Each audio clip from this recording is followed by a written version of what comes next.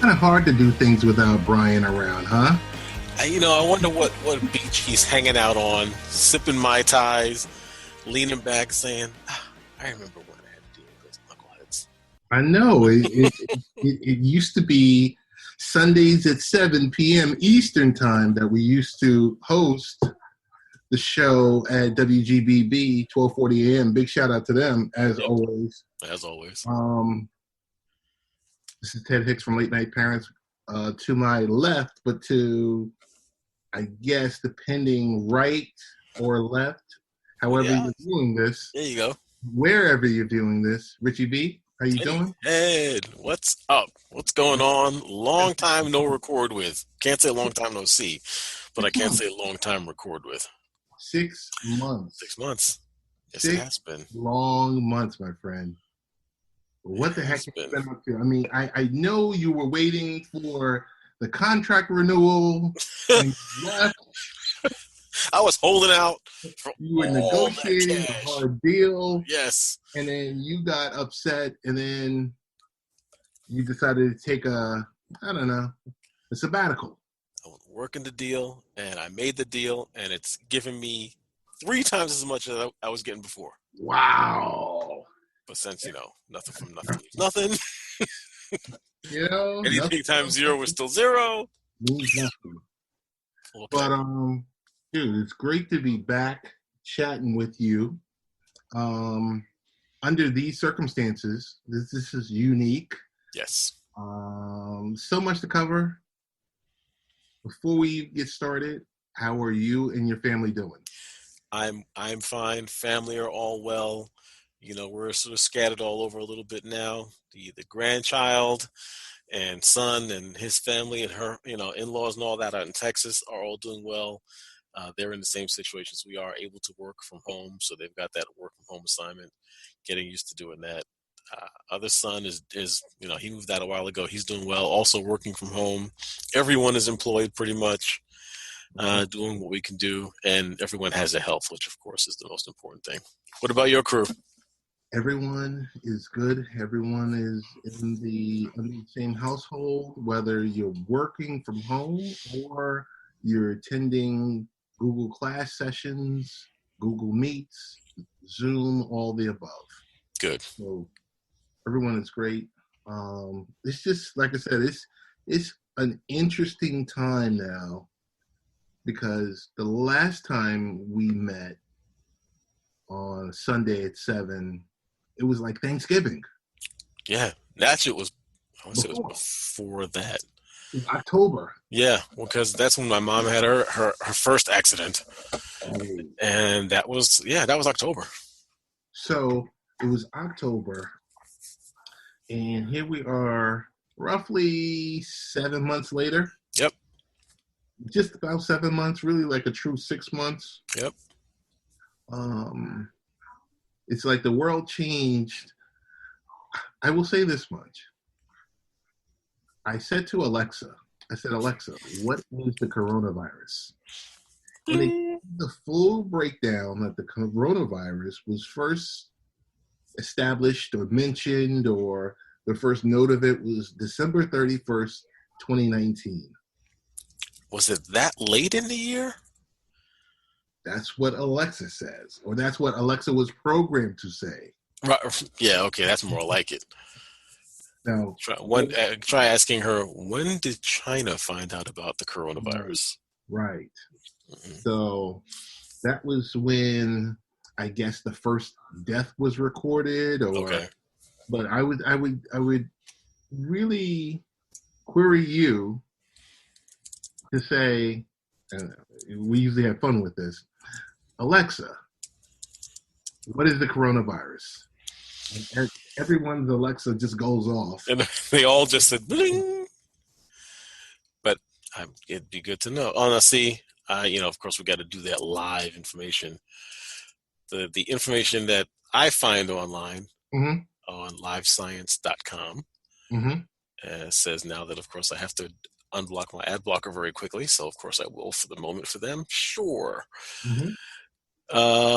November. November. Okay. Yes, which that's in November 17th to be Okay. exact according to what they say the South Morning China Post published. Did you have any idea what a wet market was before all of this started? No, I mean, we always, this is, maybe a little grimy kind of sort of, but we always think, all right, in some countries they may eat things which we traditionally would not Don't. eat, Yes. right? And sure, that's what this one of these markets are. These one wet market is. They call it like live animals in cages everywhere for human consumption. But it's something straight out of a movie, almost literally.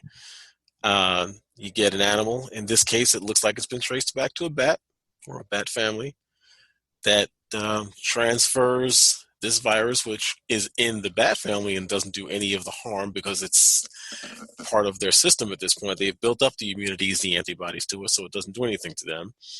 But transfer it and get it into the human sphere, and it's a whole new ball game. Our bodies are like, what is this thing? And it's like, ooh, look, I can just turn that human into a factory to make more of me. And that's what we got going on. Just before the show, did you see the alert that went out through News 12 that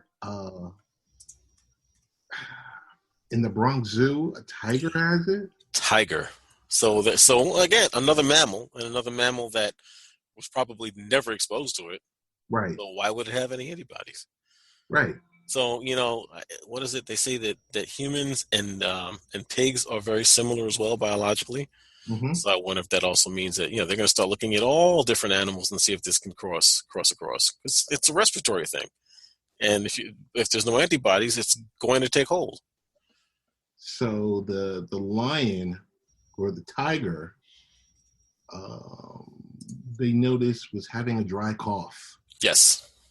I said, "Oh my goodness!" So, at what point do we start to check our pets? That's a good question. I mean, I'm just keeping an eye on my dog. Not that anyone in the family has it.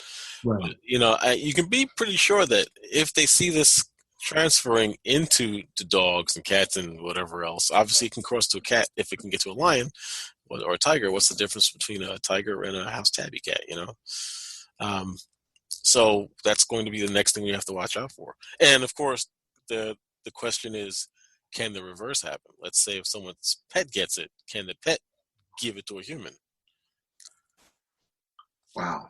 You got to think about that too. So we'll have to see which way that goes. So our world's really changed. Living in New York, our world's really changed in early March. Yes. Because we were seeing it on TV every night, and I know for you and I, because we traveled downtown to Manhattan, occasionally we would see someone with a mask on their face. Right. Way back when, it looked kind of strange. You're like, why is this person wearing a mask? What's wrong with them? Did they know something we didn't know? But and also because of the area we were in, I mean, that's the people in the Asian communities have been used to doing this for a while, or it's been closer. I hit the button. It has been closer to being the norm for a while. So, especially considering, like you said, where we were, downtown Manhattan, so close to Chinatown, and just being in New York, it was something that we didn't really look at quite as differently. It was always, out of the norm, but it didn't consider it really strange. It was like, okay, well, they've been through something and they're wearing a mask, okay. But now, what was last guidance that has come out now nationally? Everyone for taking a half a step back. Mm-hmm. I'm sure we all remember hearing someone saying, no, you don't need to wear a mask. Don't wear a mask. You don't have to wear a mask. Mask is not going to make a difference. Yeah, give it 4 weeks and 100,000 lives or thousands of however many it's been. Oh, yeah, you know what? Maybe you should wear a mask. Right. I mean, it only took 122,000 people to get infected. Right. And almost 10,000 people to lose their lives. Right. To say, oh, wear a mask. Wear a mask. And granted, the mask is not so much that you don't get it from someone, but it's the reverse that the other person can't spread it out to you. Right. But either way, six in one hand, half a dozen in the other, it controls the spread, and that's the important thing. Because how many times you talk and do you notice, like, additional droplets coming out of your mouth, or, it's every time? And I'm sure for every time you notice it, there's probably a dozen that you don't. Right. When we're human, it's you speak. There's moisture in your mouth. It's going to happen. You're going to breathe. It's normal. Can't avoid it, but you have to control it. I, you know. It's crazy. It's really, really crazy because all aspects of this, Rich, from people becoming ill, from what did you do after Governor Cuomo he basically mandated that everyone stay home, work from home. He noted it kind of early on. Mm-hmm. I want to talk to you about, and we can go back to COVID. Can you close this door?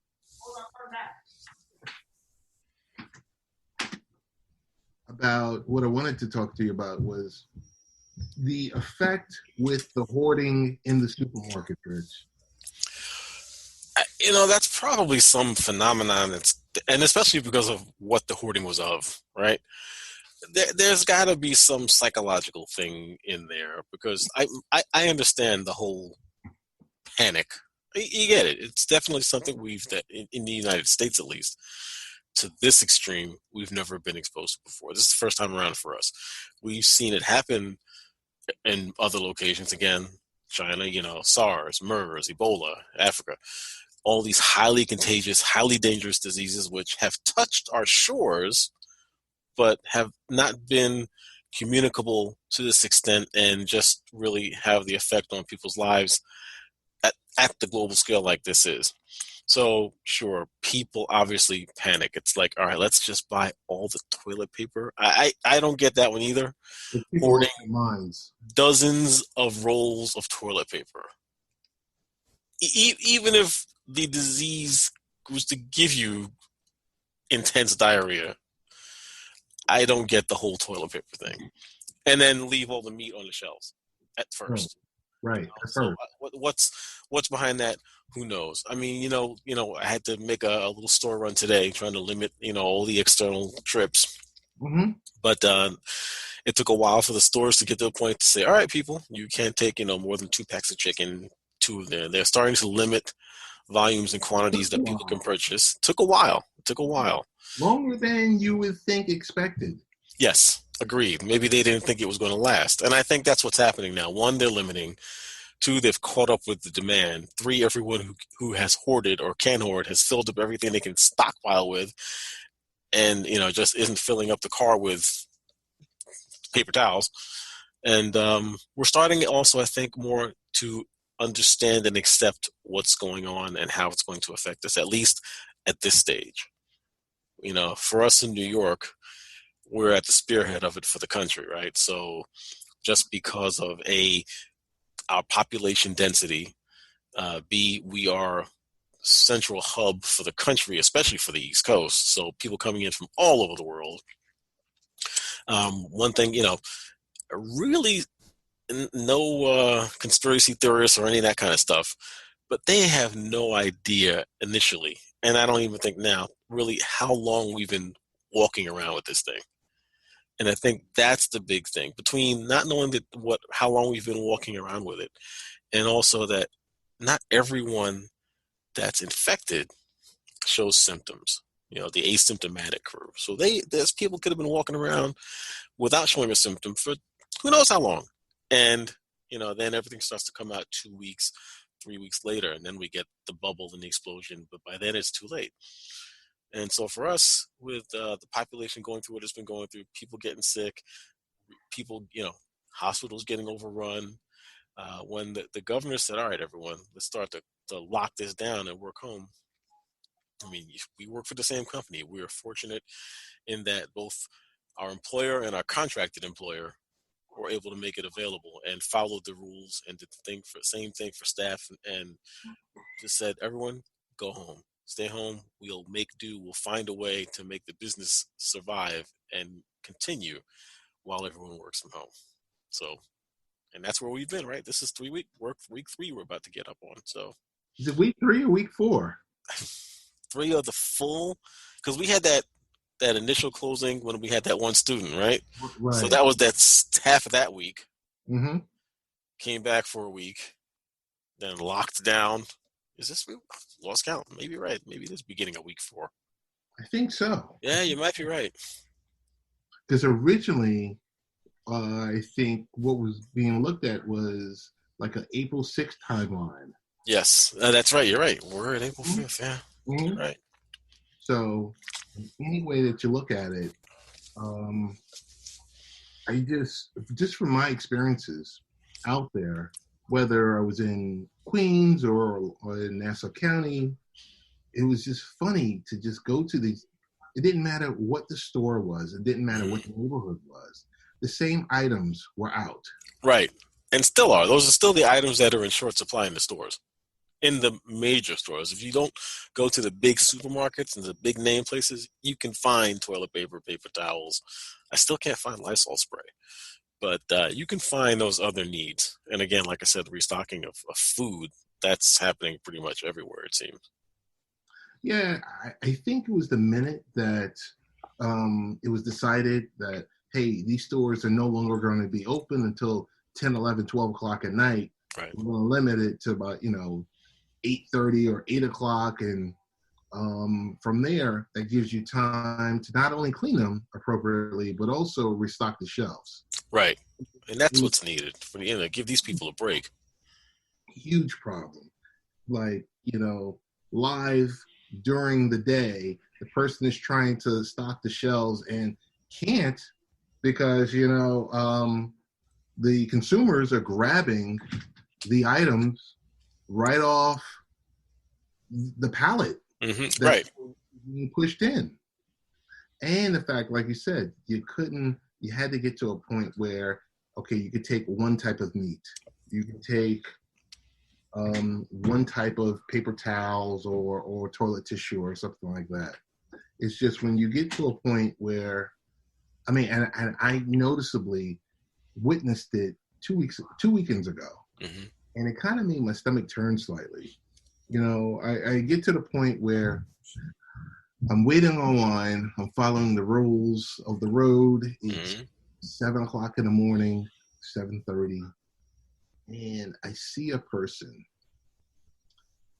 They just finished purchasing their goods. Mm-hmm. They are running the shopping cart to the car to throw the paper towels and tissue and whatever into the back of their trunk. Mm-hmm. And they're going back around and running back into the store. Why? Greed, panic. That's panic. There's no logic to that. And like you said, greed. Let the other person get something. Come back tomorrow and do the same thing again. You want to come back tomorrow and buy another dozen rolls? Sure, fine, whatever. Yeah, that's the sad state of affairs. And when you see people who behave like that, really, really is. But it's funny. It's really also hard for the elderly. Right. Well, it was, most of the stores, if not all at this point, at least, of course, the major stores, shopping food, have at least created hours for the elderly, right? So that first hour and a half or maybe 2 hours of the day early on, 7 o'clock to 9 or something like that, depending on the area or the store, limiting shopping to just the elderly. Right. That's good. That's really good. That's thinking about the population, thinking about your customers. But that's also forcing the elderly to get out there 6 o'clock in the morning. Well, that's true too, but they don't sleep. But I do wonder, because I was thinking, let's just say I was, in closer proximities like my mother. Like if I had to go shopping for her, who's not really going to get up and go shopping at all, right. If I just, would they take my word if I say, oh, I'm shopping for an 87-year-old? You see what I'm buying for an 87-year-old. I'm thinking that they would not, they would allow a person in. I don't think they would stop you. No. Because just don't try to bogart in. Right. It's when I went to, it was so funny because when I went to BJ's, usually they allow you to enter into the store before you show your card. They had gone outside. See, Costco's always outside. Oh, so that's what I noticed out there. I don't know. I mean, you see New York. Yes, New York is the epicenter. You see New Jersey is on fire right now. Yep. Michigan is burning. Mm-hmm. And of course, you got Louisiana because of Mardi Gras. And Florida because of all the knucklehead kids. And yes, I'm calling the kids knuckleheads who went running around down there for spring break after being told, and all of them who sat there and flaunted and said, oh, I don't care, blah, blah, blah, and licking stuff and got on camera and on whatever social media they wanted to post themselves doing silliness. And unfortunately, a few of them got sick. And of course, they spread it like wildfire. And then what did they do? They all went back to their homes all around the country. They dispersed. I was watching cable news, and I hope that I can share it with you later on, the link, because they had someone who just, a couple of app creators. Mm-hmm. And he said, yeah, you can see from your phone, from the people's phones, because, location services are turned off. Yep. And they said, really simple. You go into, and they showed like a heat map of, spring break and where they dispersed to. Mm-hmm. And then you can see also where, the virus seemed to pick up in those respective areas. Of course. It's strange. It's like right now, Long Island is a hotbed. Yes. I think Nassau is a little bit hotter than Suffolk, but it's like the numbers are, and this week is going to get even worse. Well, who was it? It was either Laura Curran or the mayor or Malone. I don't think it was Malone who said it, but they all kind of realized, oh yeah, because we know everyone, so many who live on Long Island work in Manhattan. Right. And that's where it came from. Everyone was going back and forth, which you had to for work. It's not frivolous. But, that's bring it in, bring it out. And now it's a hotbed because you have the dense, just like in the city, dense population, in some areas, more people living on top of the others. And it's exploding out here. Wow. This is Late Night Parents with Rich and Ted. Ways to follow the show is latenightparents.com. Rich, no sports, no problem? No sports, no problem. Watching, the best is watching WrestleMania with no audience.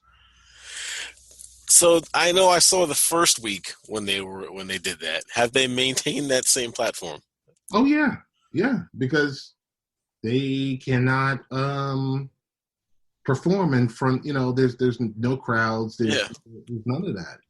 And so WrestleMania, which is the WWE's largest event annually, mm-hmm. is being performed in a 2-day event in front of no audience.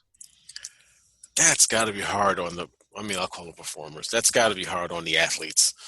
I think the performers. Yeah, they're both. They're athletic too, so I'm not. There's a definite need to be in shape to do that job. No question about it. So I'll call them athletes and performers. But that's got to be hard on them. I wonder if when they air it, are they going to at least put in an applause track and at least they're just going to let it run? The camera work is tighter than any work I've seen Richie V perform. Oh, so it's pretty damn loose, but okay. Yeah. So it's heavily edited. Yep. It's recorded. Okay. So it's the first one ever that's not live. Okay. It's just something different where you're just like, okay. You always knew it was scripted, right? Right. But it really is like... This makes it obvious. It really makes it obvious where you're just like, Right. Now, do you think this will have a long-term effect on those who watch the sport and enjoy it? They'll be like, oh, you mean, will there be some of those that say, oh my God, it really wasn't real. They were right all along. Nah. If you're a fan, you're a fan. Right. Yeah, it's sports entertainment, man. Yeah. What's really more interesting is the NBA, the NHL, and the MLB. I think NHL and NBA seasons are done. Oh, completely. There's no way they can pick up and even try to do a. Do you think they try a half season thing just to get people in when people can be in the stadiums, depending on time frame? Who You know, knows? do they say or do you think they even do what's like you say right off the season, but get guys into play as more like exhibition play? But where do you house these events at? Well, this is with the caveat that we can start doing this and being in groups again by September. If it was to happen, let's just put September as a date. Who knows? I mean, it's what's going to be interesting is watching an NFL game with no crowd. Because I'm sorry, but Rich, these greedy owners, They're gonna make them play.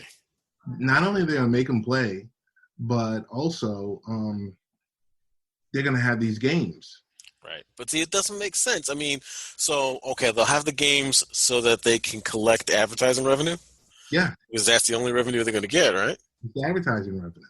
That's what matters most. Right. I But then mean, still, you got, two teams. You got 22 guys on the field, mhm. not counting refs, that are still exposing each other.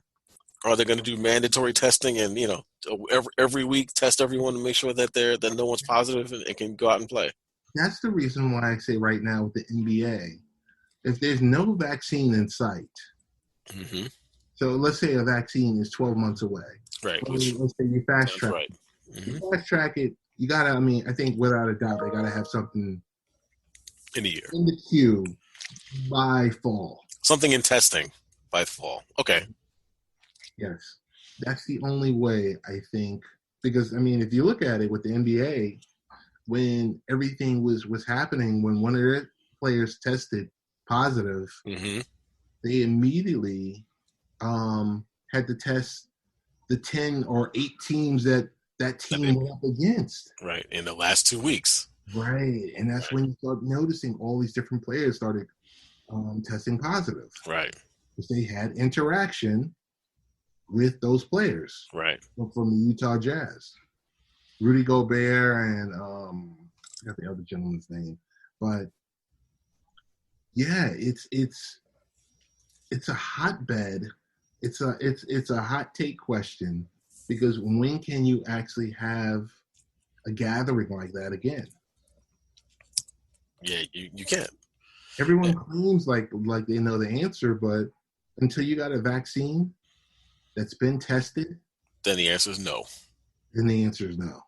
And it's going to be interesting. I wonder how talking about the vaccine, slightly off the sports bit, Mm-hmm. but just thinking about it. I mean, the last time that I can think, which is something in our lifetimes, right, when uh, a vaccine was rolled out to the population like this, would have been the polio vaccine. I mean, Yeah, sure, we get measles, mumps, rubella, and all that, but those, but I think polio is the most recent one that was like, all right, and maybe smallpox. All right, everyone, almost line up. You're getting this, and I think that's what we're going to see with this. Everyone's going to just get this vaccine when it's available, and be given it. Or is it going to be just everyone go to a doctor? Will they be able to ship out, sugar cubes? And it'll be interesting to see how this gets deployed. Just thinking about that and it's how long it takes. interesting to see how. I mean, how or how not. Don't you think that everyone should just be tested? Like whatever kit that should come in the mail.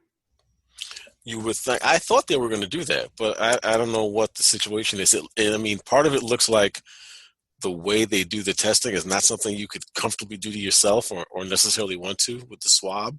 They say it really doesn't feel all that uncomfortable, but to see it, it's like you're sticking that swab where into my sinuses. Right. So, not like something you'd want to give your spouse to do. Hey, shove this in my nose for me. But sure, why not have people start lining up? Well, you can't do that. See, right now you can't have groups of people assembling No, at who all. are unknown status. So you have people who think they have it and have shown, X number of the symptoms. All right, you probably have it, so let's have you come in and get tested. But to just have the general population come in to be tested, you can't really do that right now either, because you don't want anyone going anywhere. So I want to shift gears on the topic, something that we're familiar with, but the rest of the world had to get um, really, really up to speed really quickly, was working from home. Yes. I mean, we've all worked from home. Well, being in IT, you work from home. Right. It's an option. It's an option, but it's kind of like at certain times you're always on the clock. Mm-hmm.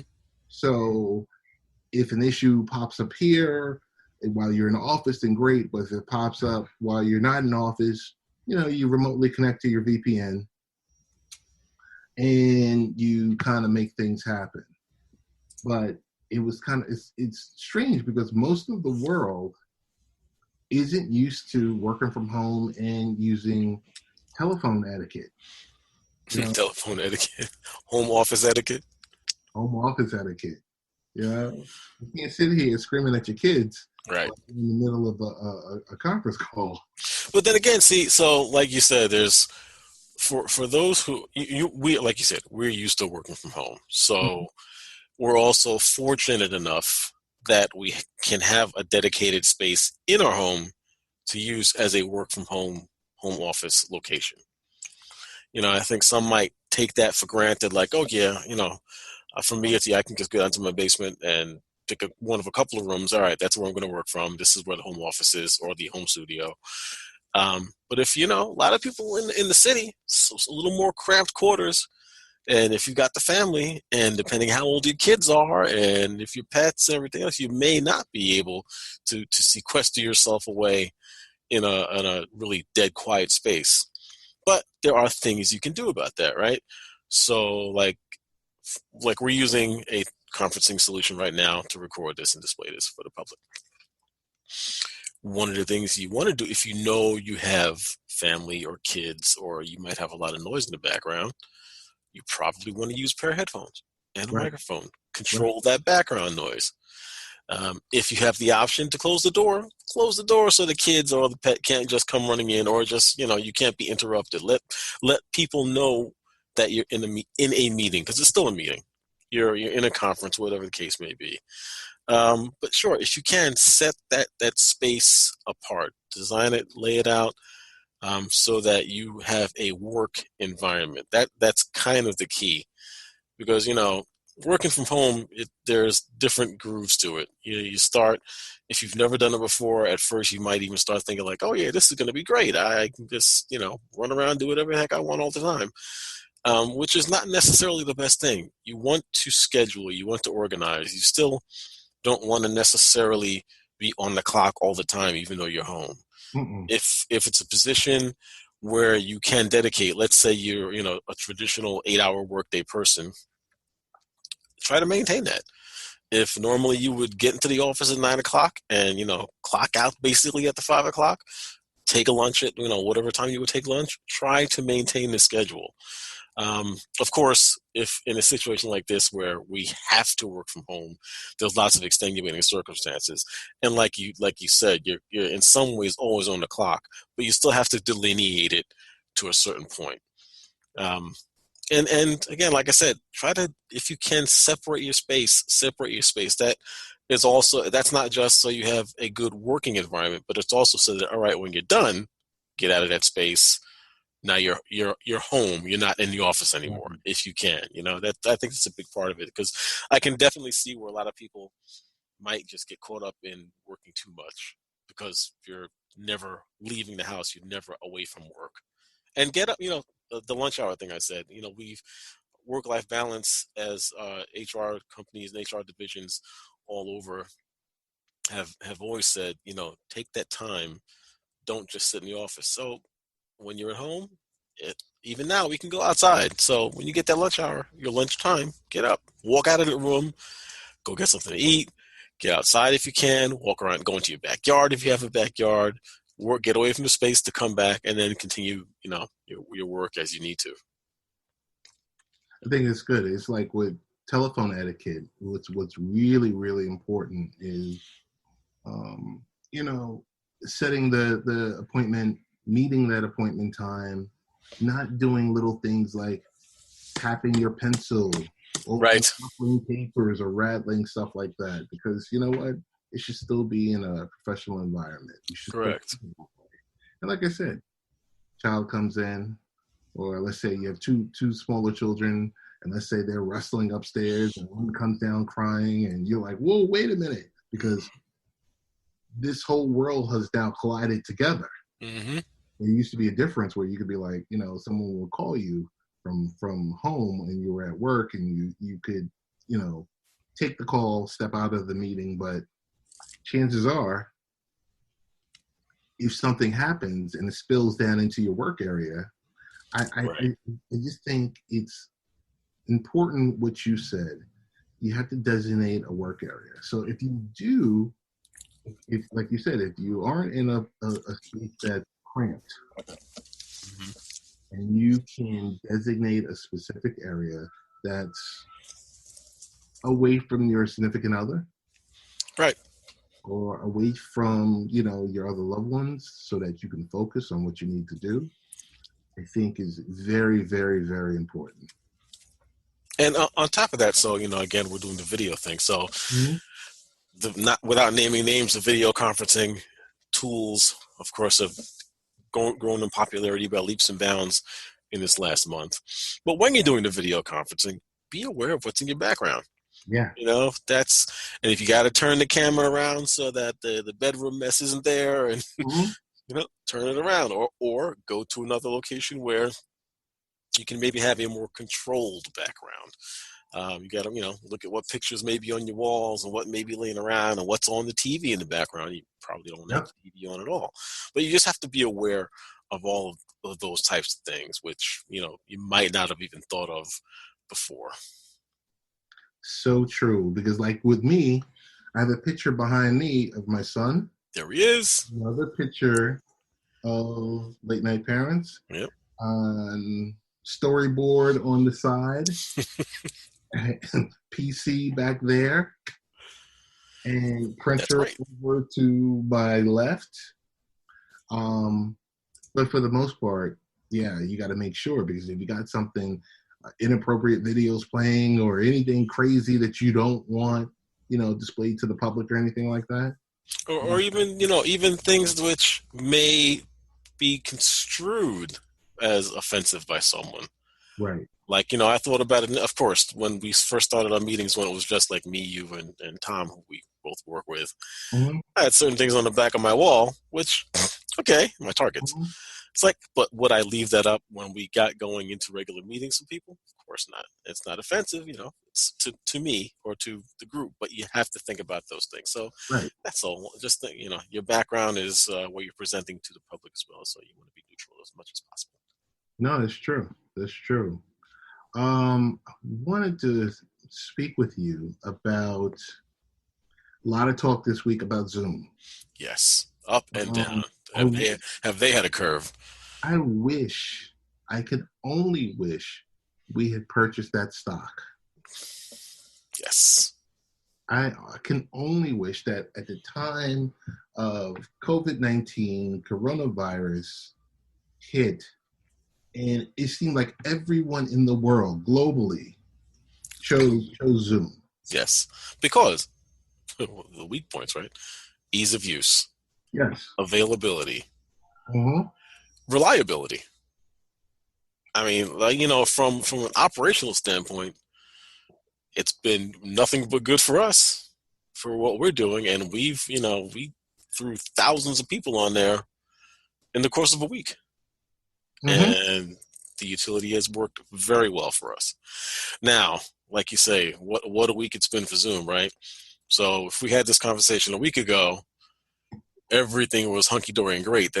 Then of course, when all good things must come to an end, Yeah. or come to a draw, It was like uh, that curve that you always talk to me about. yeah, it was the curve. So for those who may not be aware, what we're talking about. So in the Zoom utility, when you create a meeting room, it gives you a randomly generated number. Or if you're, depending on your type of license you have, you can have your own dedicated meeting number, which will be the same for whatever meetings you reserve. So if you configure the tool with the smallest, the least amount of security, anyone can just say, all right, let me take the Zoom website, tack on a little bit of a code there, tack on the meeting number, and if your meeting is active, they're going to join your meeting. Right. Unfortunately, many, if it seems like the majority, kept it with no security tags at all, wide open, so that you can just join their meetings, and hackers and annoyancers and Zoom bombers, as they've been called, were using random number generators to just jump into people's meetings. And if you had cameras available, screen sharing available, they could pretty much hijack your meeting and, do all kinds of things, which I'm sure you wouldn't want in the middle of a meeting. So there are coming out with some best practices, some of which, luckily, of course, we attempted to follow as much as possible before all the Zoom bombing came out. If you're using Zoom, if you can put it behind an authentication wall, do so. Don't have people logging into Zoom directly. Have them log into your other utility if that's a possibility for you. Right. And they'll get into Zoom after being authenticated. Right. The biggest thing, which is the way to lock things down, assign a password to your meetings. Don't have meetings without passwords. You can still distribute the link, and it will it'll encrypt the password, so no one really knows what your password is, but you can give that out, and then it can't be Zoom bombed. You still have to worry about someone giving out that link, but don't use your meeting ID and have the same link, same ID number every time. Right. And then you don't have to worry about that getting Zoom bombed. There are other things you can do. You can set up really, which is a little more intensive on the host, but you can set it up so that there's a meeting, a room first, that people can have to join the meeting room, correct. And then you have to, as the host, allow them in, or set it so that no one can join the meeting until the host joins the meeting. That way there is nothing for anyone to Zoom bomb. Really, and Zoom makes all these things available, and they've also been good about making certain things default now as they can, to not inconvenience their customers with so much. But someone's always going to try to find the weak point, and it's just unfortunately that one of the things that made it so easy to use and was able to be adopted by so many people, that ease of use is also not so good because it makes it too easy to hack initially. But I don't want to call it hack, to bomb. They're not hacking anything. Random numbers are random numbers, and you just pick it, you get in. You're being Zoom bombed. Well, one word I say to you, and I say to our listeners or viewers, configuration. Yes. Take 5 to 7 minutes to go through. And all these settings are enabled. You don't need everything enabled. Right. I don't need to be able to allow the participants to share what's on their screen. Right. That's number one. Mm-hmm. Number two, once you've set your meeting, and if no other additional participants are joining, lock the room. Lock the room. Mm-hmm. Just lock it. Small things. You just got to be smart with this. Correct. You mentioned before, if it's your own personal meeting ID, don't send that out. Right. Come on. It's no different than any other software. Correct. And it works great. Case in point. I remember when Microsoft had problems like this 20 years ago. Years ago. Yeah. Yep. Facebook had problems like this 10 or so years ago. Mm-hmm. It's everyone goes through these type of issues because you want to make it so user friendly. You don't want to make, it's kind of like you want to make a device like an Apple device or service like an Apple service versus a Google or a Microsoft service. Right. Whereas like you're going to have to sit there and say, oh, wait, I need to do X, Y, Z. And I need to set up. You can set up two-factor authentication with this. Easily. I think it's a great tool. I think it's easy for the less technical folks to jump on and to have a video conference with a loved one or like a senior or something like that. Mm-hmm. But I think the importance is there needs to be, like you said before, a better best practice guide. Hey, Right. you're setting it up for the first time. Here's what needs to be set up. Right. Answer these questions if you need these features enabled. Right. Or, I mean, they could also take it to the extreme, which would not be a bad thing. Make the most restrictive options the defaults. And then, and then let the person be responsible and know that, okay, you're about to turn this off. This is a potential consequence of you turning this off. Right. I mean, as much of as a bad week it had, Mm-hmm. could have been worse. Could have been a lot worse. Yep. I don't know. It's one of those things where you sit there, you see the tool for its greatness, but now you have the backlash of, the Washington Post is the Times has written about it. The Department of Education in New York Has dropped it. The world's largest public education department is like, yeah, we're not doing Zoom. Right. And they're not doing it for specific reasons. And now you have everyone talking about Zoom bombing. Mm-hmm. So you go from being the cat's meow, across the world, and now where people are, they're throwing shots at you. Right. Which, and granted, I mean, they're in a catch-22, like you say. They want to provide a very easy-to-use service, which they've done. But it has to be locked down more, But Right. again, the default. You just got to, realize it, make it a little harder for people just to jump in, Right. somehow. Other than that, I think it's a great tool. Yeah, agreed. It works. It works. And I tell you, the best part of the tool is, I would say, probably the virtual happy hours that you can have. Been on a few of them. Since everyone is stuck home, Yes. having a virtual happy hour and doing it on Zoom. I was on a Zoom session earlier today, and I was going to send it to you, but it wasn't enough time. And they were talking about, stuff that we delve into, and I was kind of playing it back. It was about 60 participants. We're talking about cloud sharing, cloud drives and storage and stuff like that. And, when we think about stuff like that, we hear, we think Dropbox, we think Google Drive, we think OneDrive. Mm-hmm. There's a lot of smaller competitors out there. Right. And scrappy as can be. So I think Zoom is great. Then on the other hand, I think Teams doesn't really get its props. No, it doesn't. And, Teams, because it's a little more difficult to just jump into. It's not wide open, which is a good thing, right? You're not getting into Teams unless you're an Office 365 subscription of some sort. At least you're being authenticated. That's the key thing there.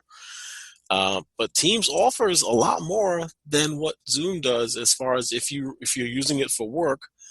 You've got much more collaboration there. You've got the channels you can create, the rooms, the file sharing, the chats, the links. I mean, it's tied in with your Office 365 account, so your calendar is linked into it. The meeting scheduling just works within there. Teams is a fantastic tool. Now, I mean, granted, no shade, the video quality in Teams is not quite as good as it is in Zoom. It's good, not quite as good. But again, that could be also because, everything that Microsoft has going on, there's talk about bandwidth sharing, right? Zoom has got Zoom, and that's it. But Teams, we do just as much with Teams. In fact, it might be fair to say we do more with Teams than we do with Zoom. But we have it for the specific purposes, right? Work in Zoom, education, presentation, work in teams education presentation within Zoom. So I'm going to go out there. I'm going to say Zoom, definitely 1080p. I'm going to say Teams, 540p. I think 720. 720? I think so. Okay. Yeah, I feel better now because I was wondering. I was like, is this 720? It doesn't seem like 720 because you know you have some devices that are 720. Mm-hmm. You tricked into thinking, hey, this could potentially be a 1080. Mm-hmm. I was going with the 540 because of the resolution that the lower end resolution that they use out in the UK. But I'm glad to hear. I'm glad to hear it's 720. Well, again, I'm going by visible confirmation. Just I'll do the research and see if I can get the answer. Okay. But it's not as bad as 540. Okay. Why do you say 480? I mean, it's like, Well, yeah, but I'm just. You're talking S video here, right? Yeah. But from what I can see from it, for all the tools that it provides. Yes. Where, like you said, Teams is just video. Video and raising your hand. And raising your hand, yes. And polling. You got the polling. Polling and sending a chat. Yes. Okay. But if you wanted anything built in with a calendar or anything like that, there's a piece with scheduling it, but it's not like you could just pull up your calendar. Right. Like it doesn't sink in. And you don't hear about any Teams bombing because you got to authenticate to it. You got to authenticate, yeah. And there's no random number generator that's creating the meetings there either. Right. I have the answer to the question according to Microsoft. Okay. And it is bandwidth dependent. So the lowest bandwidth that will support video for Teams, you'll have to have at least 500 kilobits, 500 KB, little b's, to get 360p at 30 frames a second. Okay. 1.2 megabits will give you peer-to-peer high-def video at 720p. Okay. 1.5 megabits, not much of a difference, will get you 1080p. Have you ever seen 1080 on Teams? I think so. Really? Yeah, I think so when it was just two people. I haven't seen it on, let's say the two of us are talking or you're talking with someone else. I haven't seen it at 1080.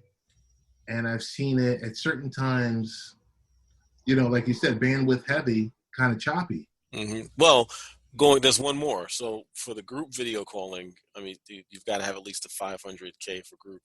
But high def group video calling. So the numbers I gave you before, again, this is all according to Microsoft, were the peer-to-peer. So one-on-ones, you'll get up to the 1080. But if it's in a group call, minimum even for 2 megabits, it's going to max out at 540p, even if it's on a 1080p screen. So that explains it. Your eyes were right. You were seeing at 540 in the groups. Okay. There you go. Like, wait a minute. Over the years, you've done enough video chats and studied enough of this to be like, wait a minute, this ain't 720. That's 720. This ain't 720. I said, maybe 540, 560. I said, I don't know. There's a new service out there that's going to drop tomorrow for the public called Quibi. Quibi. It's a short form video app. Mm-hmm. It costs $5 a month with ads or $8 without them. Basically, Quibi is kind of short for quick bites. I think we might have talked about this before, but maybe not. But overall, the CEO is, I'm going to say a name that you're going to remember, Meg Whitman. Oh, really? Yeah. And there's a lot of different stars involved in that are involved with Quibi. TV shows that are going to be on Quibi, no more than 10 minutes long. I've heard about that, and they're planning on releasing content daily for these shows. I believe so. I mean, that's a lot of production. But then again, for 10 minutes, 10 minutes. You can sit there and record. I mean, how many episodes is that? right? Because if I'm sitting here, so if my show is on HBO, and Yep. it's a 30-minute show, that's a true 30-minute show. Remember, network TV is a 42-minute show, and that's for an hour. And that's for an hour, right? Or 22 minutes for that half hour. Right. So you can actually sit there and